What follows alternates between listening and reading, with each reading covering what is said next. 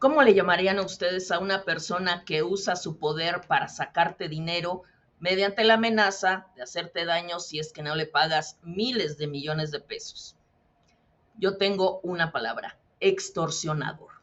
Y extorsionador es lo que es el presidente Andrés Manuel López Obrador, que durante todo su sexenio ha utilizado al sistema de administración tributaria para infundir miedo en empresas grandes, pequeñas y medianas, para obligarlos a pagar impuestos y también usarlo como brazo político para infundir miedo a sus adversarios políticos, como el caso de Carlos Loret de Mola, María Amparo Casar, Xóchitl Gálvez y Ricardo Salinas Pliego. Con aclarar esto de Azteca, de las declaraciones de Ricardo Salinas, porque a raíz de que tenemos diferencias por la cuestión fiscal, por el pago de impuestos, el SAT está reclamando que se deben de pagar y él sostiene que no, que son deudas que le impusieron.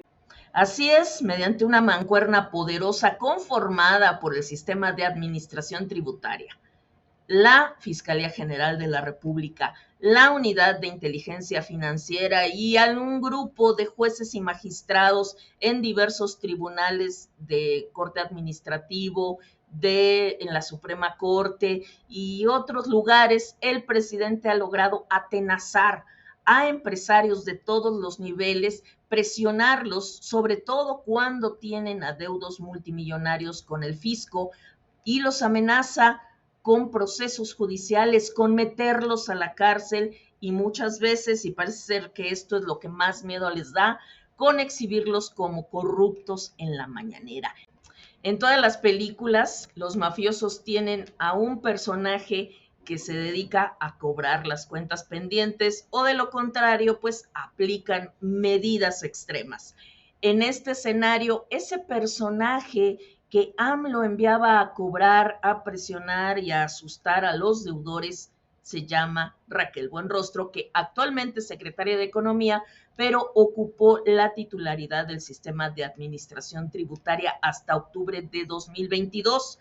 Fue tan eficiente la señora Buenrostro que durante su gestión hasta expertos en economía alabaron la gran cantidad de dinero que recaudó. Por ejemplo, en 2020 logró recaudar 496,217 millones de pesos en ingresos adicionales mediante acciones de fiscalización y cobranza, es decir, más allá del IVA, más allá de los derechos que pagan los estados, etcétera, etcétera, los contribuyentes cautivos. La señora logró casi medio billón de pesos solamente presionando gente. Lo anterior representó el 2.2% del Producto Interno Bruto.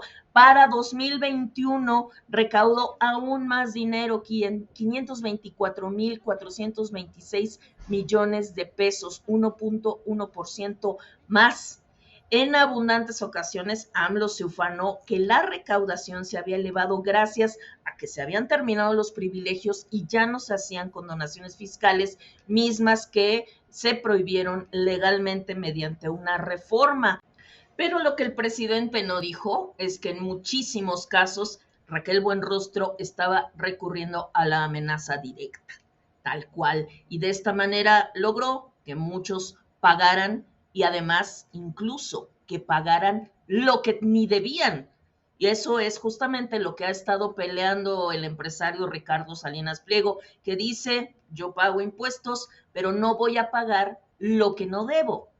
O sea, tú no piensas pagarle al fisco todo lo que le debes. Voy a pelear todo, y no le debo. Ya le pagaste una parte. Sí, y no le debo. ¿No le debes al No fisco? le debo, y por eso peleo. La gente piensa que no pago impuestos. Mira, primero, si tú ves, hace un año publiqué mi declaración. Pagué 300 millones de pesos en impuestos, yo personalmente. Pero las empresas, puta, somos el recaudador número 1 para el fisco porque les quitamos el IVA a la gente y lo entregamos. Le retenemos los sueldos, los impuestos sobre sueldos a todo el mundo y lo entregamos. Tenemos impuestos de importación y lo entregamos. Pero no es suficiente para estos cabrones, quieren más. Y por eso ciertas partidas, ciertos adeudos fiscales los ha estado litigando en juzgados durante muchísimos años. La propia Raquel Buenrostro admitió que esta era la técnica de amenazar, que era la técnica de AMLO para doblegar a los grandes contribuyentes, y también dijo abiertamente que ella concentraba sus esfuerzos en cobrarles a los más ricos porque eran pocos que debían mucho dinero y les salía mejor que perseguir a muchos que debían poquito. Ahora, vamos a recordar unas declaraciones que le hizo Raquel Buenrostro al diario El País en octubre de 2020. No tienen desperdicio, son descaradas, son desvergonzadas. Se trata de una entrevista a modo firmada por el reportero Jacobo García, y en ella se dice lo siguiente: en lo que va del año 2020, 627 empresarios a un ritmo de casi 4 diarios se han puesto al corriente de pago en la austera oficina decorada con una bandera de México, una foto de López Obrador y un mapa de las aduanas que dependen del servicio de recaudación. Repentinamente, reclamos judiciales con años de duración se paralizaron y Walmart, BBVA, Coca-Cola o América Móvil del empresario Carlos Slim terminaron pagando. ¡Ah, qué heroica Raquel Buenrostro logró que estos malvados empresarios pagaran sus impuestos! Y cita la entrevista del diario El País las palabras de la funcionaria: si no cobramos, pues entonces, ¿cómo vamos a pagar todos los planes sociales que están en marcha? Y el reportero agrega: esto lo dijo Buenrostro con el entusiasmo que la cuarta transformación exige a sus soldados.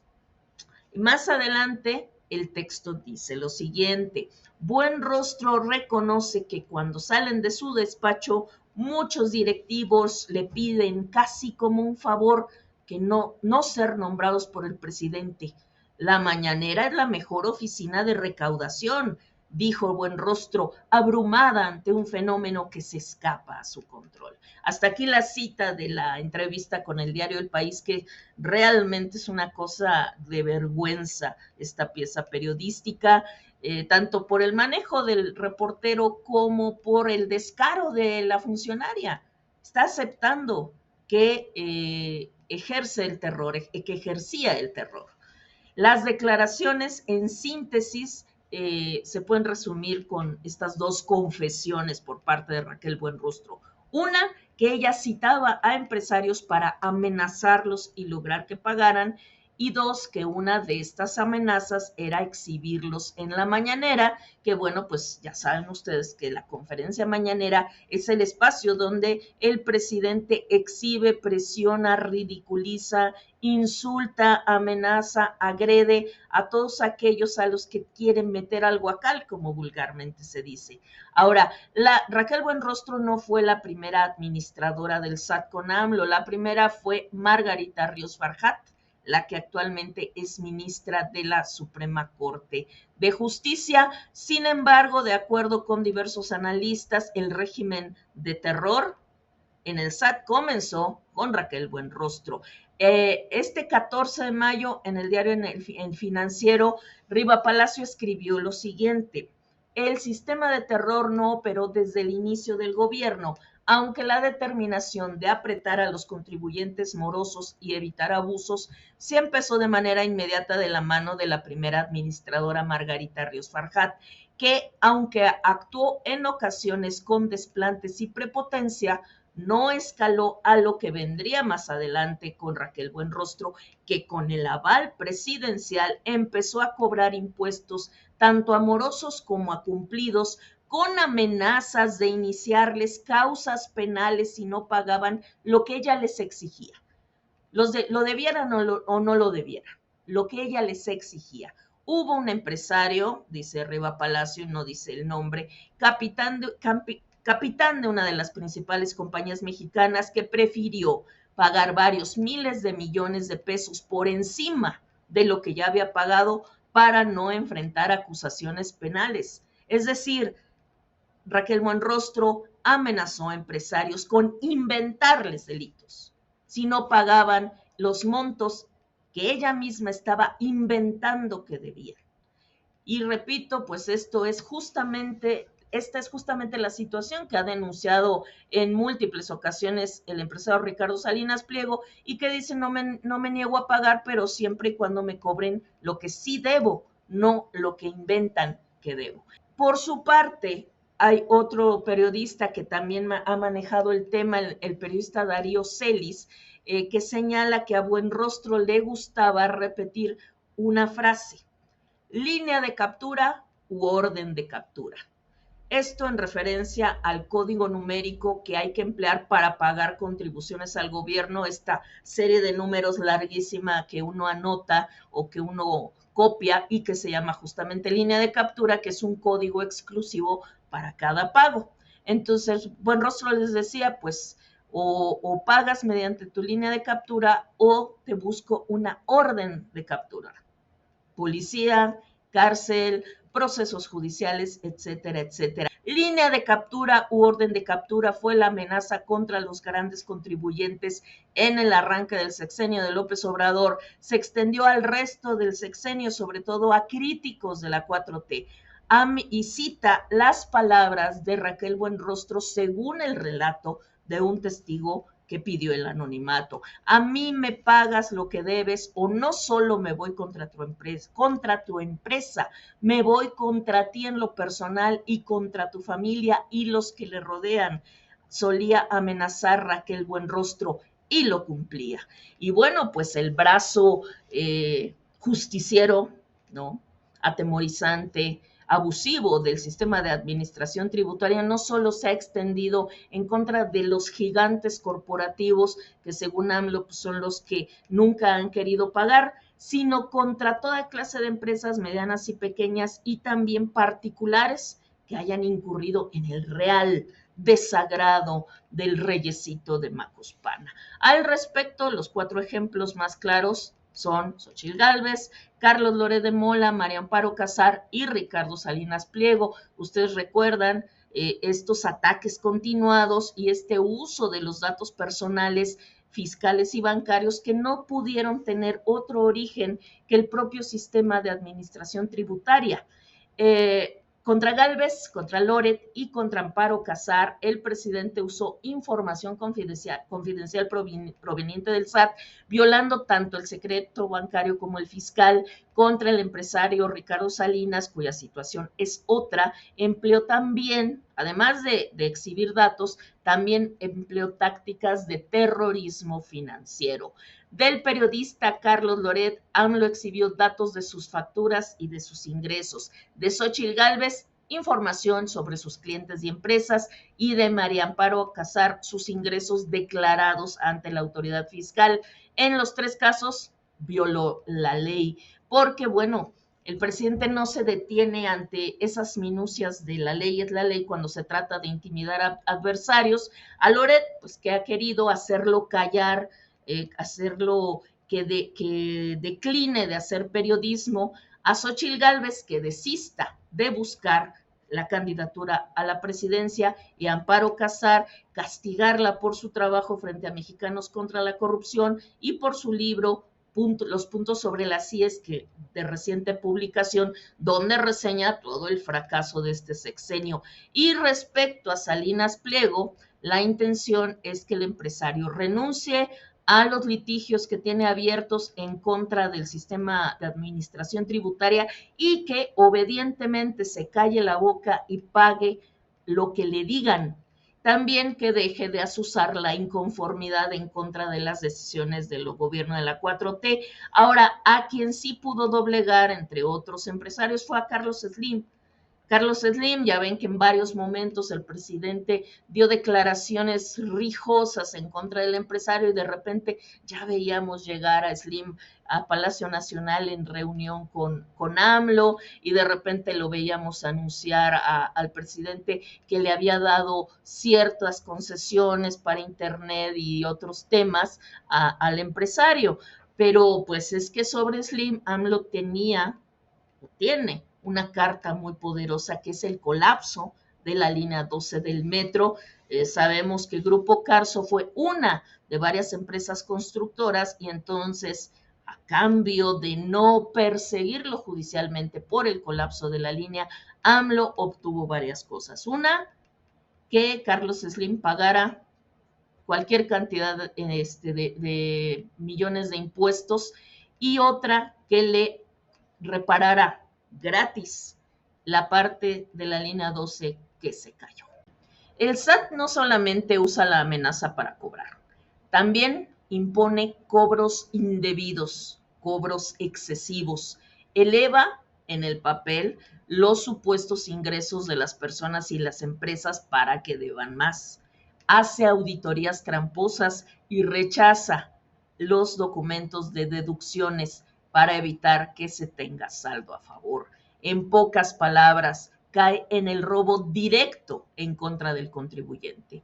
El de López Obrador, lo sabemos bien, es un régimen que solo piensa en el dinero, solo sabe hablar de cobrar, ahorrar y gastar y no otra cosa.